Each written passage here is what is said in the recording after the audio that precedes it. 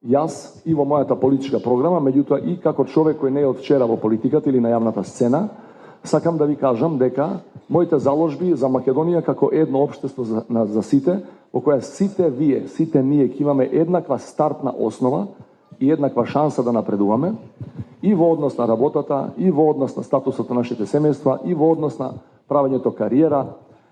Сите ние мораме да разбереме дека мора да се тргне од личниот пример. Јас 20 и кусор години наназад истото ова го зборувам, истото го правам кога сум во ситуација како што сум сега да бидам дел од владеачката структура. Истото ако ја добивам вашата доверба ќе го применувам како политика и понатаму.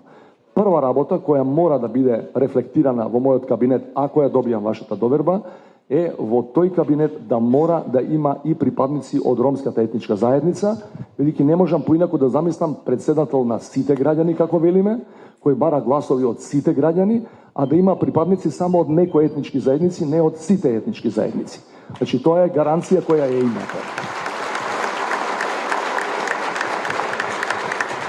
Моделот на политиките кои ќе ги поддржувам, сакам да сме и тука на чисто, ќе ги поддржам сите политики на оваа влада и на било која друга влада, бидејќи владите и политичарите се менуваат, која ќе оди кон унапредување на вашите права, кон унапредување на правата и на другите етнички заедници, но и на ромите, и обратно нема да подпишам ниту еден указ за закон кој евентуално ќе води кон дискриминација на ромите или кон дискриминација на било која етничка заедница.